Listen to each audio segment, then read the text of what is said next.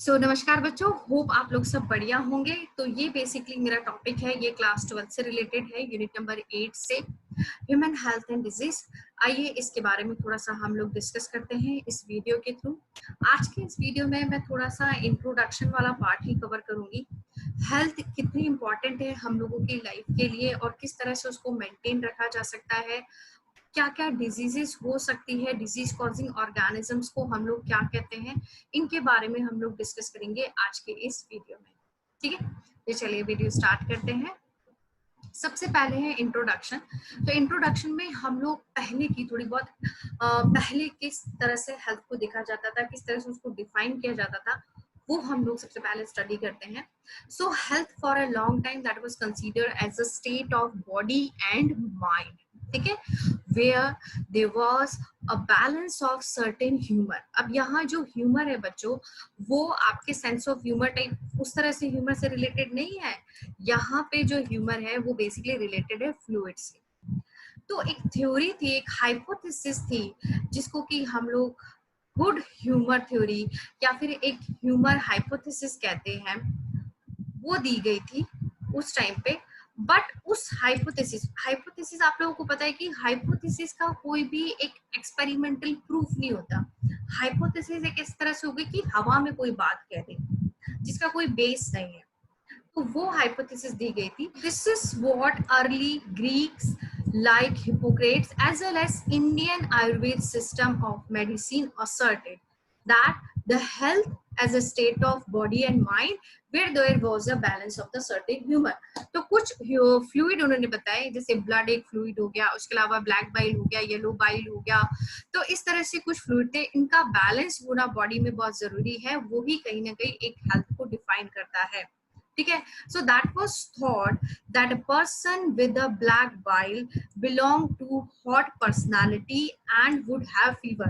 तो black bile है जिसको, उस पर्सन की जो पर्सनालिटी होगी वो हॉट होगी। हॉट का मतलब हो गया वो काफी अग्रेसिव होगा और उसको फीवर हो सकता है। So that was kind of hypothesis on that time. ठीक है, बट जब विलियम हार्वे जो कि एक साइंटिस्ट था, उसने जब स्टडी की और उसने जब डिस्कवरी की ब्लड सर्कुलेशन की, तो उन्होंने सिर्फ दो ही सर्कुलेटिंग फ्लूइड बताए, एक बताया ब्लड और दूसरा बताया लिव।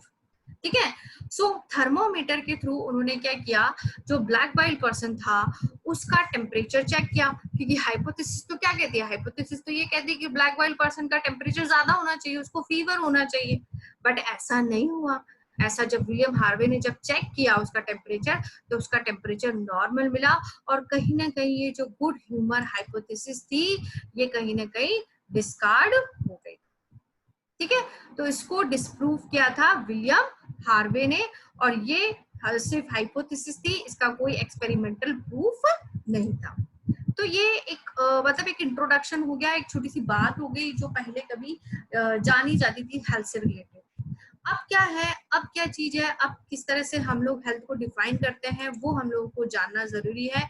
जो WHO ने इसकी डेफिनेशन दे रखी है वो हम लोग देखते हैं। उससे पहले हम देखते हैं कि बायोलॉजी ने किस तरह से इसको बाद में डिफाइन किया, किस तरह से इसको पर्टिकुलर समझा।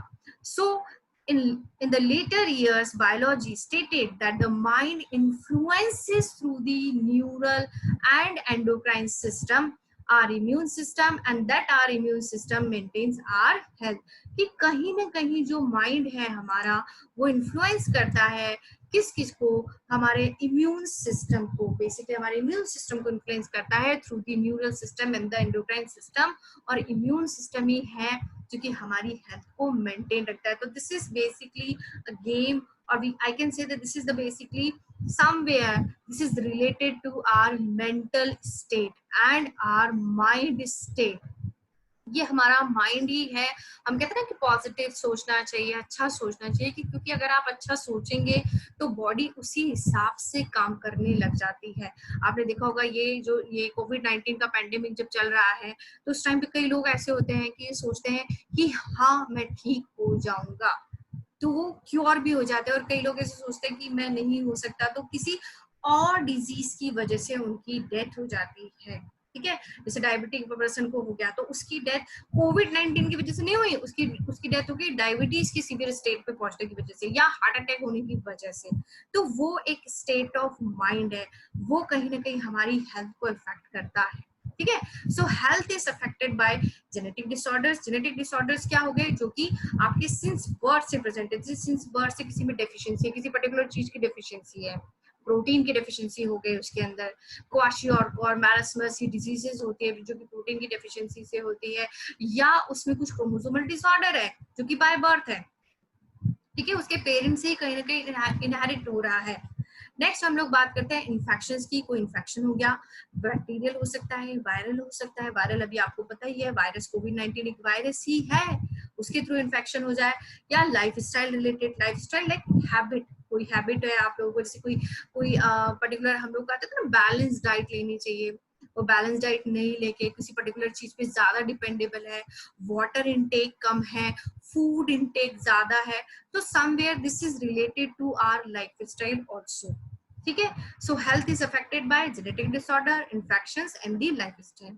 चलिए नेक्स्ट स्लाइड में चलते हैं। नेक्स्ट स्लाइड क्या कहती है, तो नेक्स्ट स्लाइड जो है बच्चों वो हमारी है व्हाट इज हेल्थ से related. What is health? Health सबसे इंपॉर्टेंट चीज यहाँ पे जो फर्स्ट सेंटेंस मैंने यहाँ लिया है, health does not simply mean absence of disease. अगर किसी की बॉडी में कोई डिजीज नहीं है, कुछ भी नहीं है, कुछ प्रॉब्लम नहीं है, कोई ऑर्गन डिफेक्ट नहीं है, तो भी हम लोग ये नहीं कह सकते कि दैट पर्सन इज हेल्दी। ठीक है, that person could be unhealthy. Like एक मैं बात करूं महेंद्र सिंह धोनी की। महेंद्र सिंह धोनी के बारे में भी न्यूज आ रही है, रिटायरमेंट हो गया, उसने इंटरनेशनल क्रिकेट से पूरी तरह से संन्यास ले लिया। तो उसको कोई डिजीज नहीं है, फिजिकल फिटनेस, आप लोगों को पता होगा, क्रिकेट वगैरह देखते होंगे तो उनका एक फिटनेस चेकअप होता है पूरी तरह से। जब वो फिट होते हैं तभी उनको किसी टूर्नामेंट के लिए अलाउ किया जाता है। तो फिजिकली फिट है, फिर भी वो अच्छी तरह से रन नहीं बना रहा है, फिर वो फील्ड पे रन नहीं बना पा रहा है, कुछ ना कुछ प्रॉब्लम हो रही है। तो वो प्रॉब्लम क्यों हो रही है? Because of the mental stress. उसको डिजीज नहीं है, but he is not healthy. Why? Because he is not able to do his work efficiently. जब हम अपना काम efficiently नहीं कर पाते हैं, तब हम लोगों को अनहेल्दी कहा जा सकता है। We are unhealthy on that time. ठीक है, it doesn't mean that we don't have any kind of disease, but we are not performing our work efficiently. It means we are unhealthy. ठीक है, ये चीज आपको समझ में आनी चाहिए, ये पॉइंट आपको समझ में आ जाना चाहिए। ठीक है, so it could be defined as a state of physical, mental and the social wellbeing. Physical यानी जो भी ऑर्गन्स है आपके, फिजिकली अच्छे से काम करने चाहिए, फंक्शन परफॉर्म करने चाहिए। मेंटल, अगेन मैंने कहा, जो हमारी मेंटल हेल्थ होती है, that is very very important. And the last thing is a social wellbeing. Social wellbeing का मतलब ये हो गया है कि चलो मेंटल हेल्थ भी अच्छी है, फिजिकल हेल्थ भी अच्छी है, बट क्या है कि आप सोशल किसी लोगों से मिल नहीं पाते हैं, आप दूर दूर रहना पसंद करते हैं, बातचीत नहीं कर पाते हैं, आप कहीं ना कहीं जो इंटरेक्शन है वो नहीं कर पाते, तो वो भी आपकी हेल्थ को इफेक्ट करता है। ठीक है, वो भी आपके हेल्थ की डेफिनेशन में इंक्लूड होती है। नेक्स्ट हम लोग बात करते हैं when people are healthy, then they are more efficient at the work. This increase their productivity, brings economic prosperity.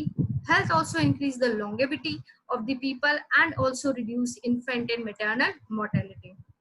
Infant यानी छोटा बच्चा, कई बार होता है मदर्स को बहुत ज्यादा स्ट्रेस हो जाता है कि किस तरह से मैं इसकी देखभाल करूं छोटे बच्चे की, वो इतनी देखभाल नहीं कर पाती है, उससे भी कहीं ना कहीं इन्फेंट डेथ होती है। छोटे छोटे बच्चे जो नवजात, जैसे जस्ट पैदा होके ही बाहर आए हैं, बस बाय बर्थ, मतलब जस्ट अभी डिलीवर ही हुए, उसके बाद उनको बहुत ज्यादा प्रोटेक्शन की जरूरत होती है। तो उस टाइम पे अगर मदर पूरी तरह से अवेयर नहीं होती है चीजों के बारे में, तो उस टाइम पे डेथ हो सकती है। ठीक है, so that is very important. Next हम लोग बात करते हैं आगे की, आगे क्या मैंने आप लोगों को प्रोवाइड किया है, देखते हैं। So how to maintain good health. तो गुड हेल्थ मेंटेन करने के लिए क्या जरूरी है बच्चों? गुड हेल्थ मेंटेन करने के लिए जरूरी है बैलेंस डाइट, पर्सनल हाइजीन रखिए, साफ सुथरे कपड़े रहिए। और आज के टाइम पे तो मुझे लगता है कि पर्सनल हाइजीन बहुत ज्यादा इंपॉर्टेंट हो गया है। बाहर कहीं जाओ, जल्दी से आओ, हैंड वॉश करो, और अगर आप बाहर कहीं दूर गए हो, किसी मतलब क्राउड एरिया में गए हो, तो फटाफट आओ, अपने कपड़े चेंज करो या फिर बात लो फटाफट। Regular exercise are very important to maintain good health. सब लोगों को अवेयरनेस हो चुकी है इस बारे में। तो awareness about the diseases, their effect on different bodily functions, किस तरह से वो काम करती है। उसके अलावा वैक्सीनेशन आपको पता ही है कोविड-19 के लिए कितना ज्यादा वैक्सीनेशन के लिए इशू चल रहा है। कोई कहता है कि इस कंट्री ने बना दी है, कोई कहता है कि नहीं अभी नहीं बनाई है। तो ये सब चीजें है, वैक्सीनेशन है, प्रॉपर डिस्पोजल ऑफ वेस्ट है, कंट्रोल ऑफ वेक्टर्स। वेक्टर्स क्या होते हैं? वेक्टर्स बेसिकली वो ऑर्गेनिजम्स होते हैं जो कि डिजीज कॉजिंग ऑर्गेनिज्म को एक जगह से दूसरी जगह तक लेके जाते हैं। ठीक है, वेक्टर्स क्या हो गए? ले जाने वाले। वो डिजीज नहीं पैदा करेंगे, डिजीज तो कोई दूसरा ऑर्गेनिज्म पैदा करेगा, बट वो किसके थ्रू जा रहे हैं उसको हम लोग वेक्टर कहते हैं। जैसे एग्जांपल है फीमेल एनोफिलीज का, वो हम लोग पढ़ेंगे, मलेरिया आएगा जब। फिर है next, maintenance of the hygienic food and the water resources, they are also very necessary for the achieving the good health. Hygienic food खाइए, आजकल बहुत ज्यादा जोर है कि बाहर का खाना बिल्कुल भी नहीं खाना है, जो भी घर पे फ्रेश फूड बनता है वो खाइए आप। वाटर अच्छा सा, मतलब कंटेमिनेटेड नहीं होना चाहिए, प्योर ड्रिंकिंग वाटर होना चाहिए। ठीक है, नेक्स्ट बात करते हैं नेक्स्ट स्लाइड की। नेक्स्ट स्लाइड पे मैंने क्या दिया है आपको, देखते हैं।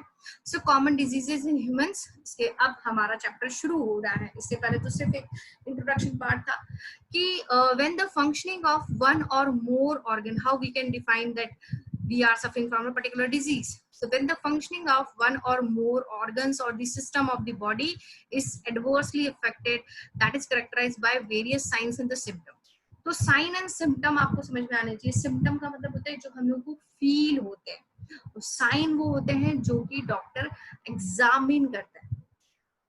जैसे एग्जाम्पल, सिम्टम जैसे हम लोगों को थोड़ा थोड़ा गरम गरम लग रहा है ना, थोड़ा थोड़ा फीवर सा फील हो रहा है, हम लोग फील कर रहे हैं, या हम लोगों को थोड़ा सा सॉर्ट थ्रोट फील हो रहा है, गले में खराश सी हो रही है, तो ये हो गए हमारे सिम्टम।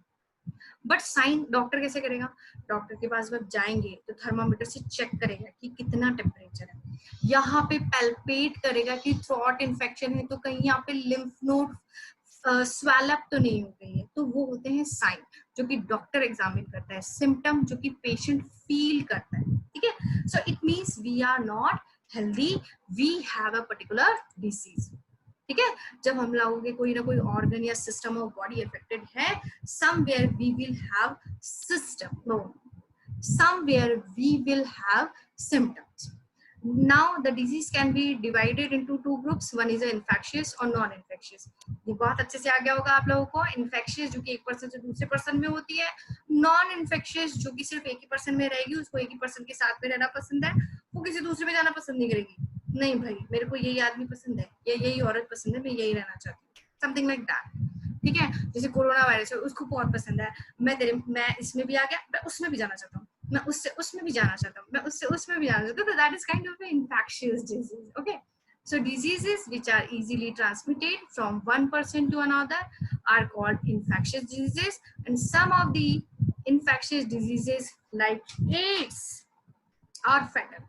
फैटल का मतलब आपको समझ में आना चाहिए बच्चों। फैटल का मतलब है ऐसी डिजीज जिससे कि डेथ भी हो सकती है। ठीक है, और नॉन इन्फेक्शियस डिजीजेस में हम लोग पढ़ते हैं cancer. This is cancer, very important. Cancer भी आप लोगों के इसमें चैप्टर में दिया हुआ है, हम लोग डिटेल स्टडी करेंगे। और उसके अलावा ड्रग एंड अल्कोहल अब्यूज है, also affect our health adversely. ये बहुत इंपॉर्टेंट है ड्रग एंड अल्कोहल अब्यूज, क्योंकि जनरली इस एज में क्यूरियोसिटी बहुत रहती है, एक्सपेरिमेंट करने की बहुत इच्छा रहती है, थोड़ा सा एडवेंचर करने की बहुत इच्छा रहती है। तो दैट्स व्हाई जो यूथ है इस पर्टिकुलर एज ग्रुप में इन सब जो एडवर्स हैबिट्स है उनकी तरफ कहीं ना कहीं अट्रैक्ट होता है। तो उसके क्या नुकसान है उसकी हेल्थ को लेके, वो भी हम लोग इस चैप्टर में पढ़ेंगे आगे। नेक्स्ट स्लाइड में हम देखते हैं। नेक्स्ट स्लाइड में मैंने क्या दिया है आप लोगों को। नेक्स्ट स्लाइड में सिर्फ सिंपली मैंने डिफाइन किया है पैथोजेंस। तो पैथोजेंस बच्चों क्या होता है? डिजीज कॉजिंग ऑर्गेनिजम्स होते हैं, क्योंकि हमारे पास में बहुत सारे ऑर्गेनिजम्स है ना, चारों तरफ देखेंगे तो ऑर्गेनिजम्स है, माइक्रो ऑर्गेनिजम्स है जो कि हमारी नेकेड आई से तो दिख ही नहीं पाते। कई ऑर्गेनिजम्स होते हैं जिनको हम लोग माइक्रोस्कोप के अंदर स्टडी करते हैं, bacteria, viruses, fungi, protozoans etcetera. So सारे ऑर्गेनिजम्स से, सारे माइक्रो ऑर्गेनिज्म से डिजीज नहीं होती है। कुछ माइक्रो ऑर्गेनिजम्स हमारे लिए हेल्दी भी होते हैं, जैसे लैक्टोबैसिलस है जो कि कर्ड में होता है, ठीक है। तो जिनसे डिजीज होती है उनको हम लोग कहते हैं pathogens, which are called what? Which are called the pathogens, ठीक है। मोस्ट पैरासाइट्स, पैरासाइट्स आप लोगों को पता होगा, पैरासाइट्स वो ऑर्गेनिजम्स होते हैं जो किसी दूसरे पे डिपेंडेबल होते हैं, फीड करते हैं किसी दूसरे ऑर्गेनिज्म पे विदाउट किलिंग देम, उनको मारते नहीं है। एक तो होता है मारा और खा गए, ठीक है, ऐसा करते हैं। जैसे शेर आया, शेर ने क्या किया, डियर पे अटैक किया, अटैक करके खा गया, एक तो ये होता है। और एक होता है कि सिर्फ उसके ऊपर या तो उसकी बॉडी में चले गए हैं या उसके ऊपर रह रहे हैं, शरीर के ऊपर रह रहे हैं और उससे कहीं ना कहीं न्यूट्रिशन ले रहे हैं। तो इस टाइप के ऑर्गेनिजम्स को हम लोग कहते हैं पैरासाइट। जैसे कि लाइसिस हो जाती है, सर पे जो लाइसिस हो जाती है ना, बालों में जो लाइसिस हो जाती है, जब मतलब थोड़ा सा अनहाइजीनिक जब कंडीशंस होती है तब लाइसिस हो जाती है। तो उस केस में वो क्या है, वो स्किन के ऊपर ही है और स्किन के ऊपर ही रह के जो न्यूट्रिएंट्स है वो कहीं ना कहीं एब्जॉर्ब कर ले। तो इस टाइप के ऑर्गेनिजम्स को हम लोग कहते हैं एक्टोपैरासाइट।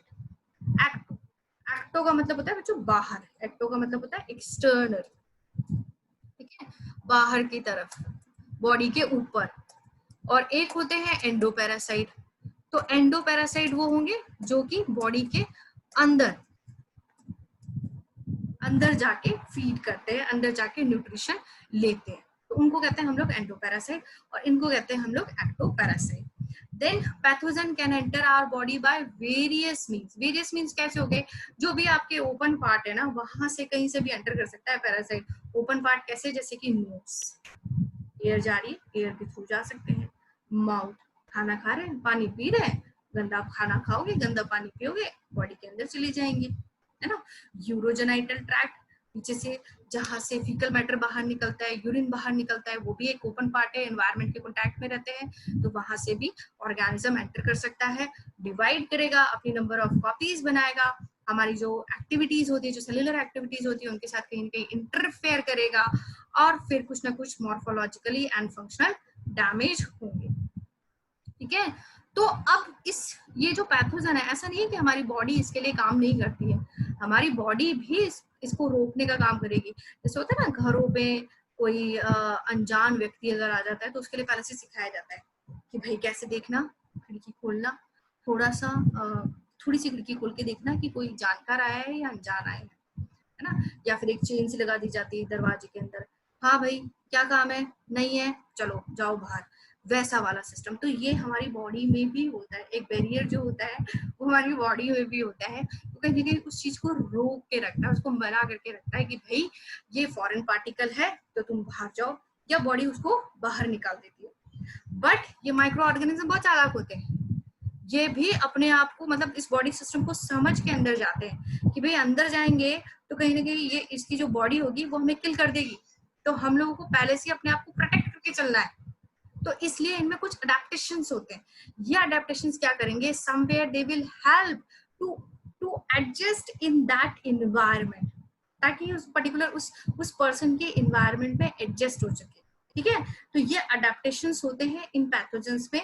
सो जैसे क्या हुआ, अगर मैं लैंग्वेज आपको बताती हूँ कैसे, that pathogen that enter the gut must know a way of surviving in the stomach at the low pH, क्योंकि स्टमक की पीएच क्या होगी, कम होगी, और कम पीएच पे तो ये खत्म हो जाएंगे। बट ये पैथोजेंस सरवाइव कर पाते हैं इस पर्टिकुलर लो पीएच में भी, तो इसका मतलब इनमें उस लो पीएच में रहने का अडेप्टेशन है, ठीक है।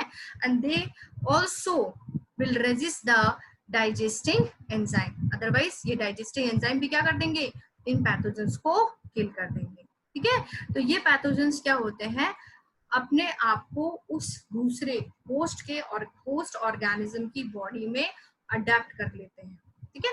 अदरवाइज तो क्या होगा, बॉडी खुद ही खत्म कर देगी। आगे आपको बात समझ में, तो ये छोटा छोटा मैंने कुछ इंट्रोडक्शन पार्ट आप लोगों को बताया है ह्यूमन हेल्थ एंड डिजीज से रिलेटेड। कल की जो वीडियो है, कल के वीडियो में हम लोग ये पढ़ेंगे टाइफाइड और उसके अलावा और भी डिजीजेस पढ़ेंगे। तो होप आप लोगों को ये टॉपिक थोड़ा इंटरेस्टिंग लगेगा आज इस टाइम के करंट सिनेरियो को देखते हुए, और आप इंजॉय करेंगे। अगर कोई प्रॉब्लम हो तो आप मुझे मैसेज कर सकते हैं। So thank you so much बच्चों।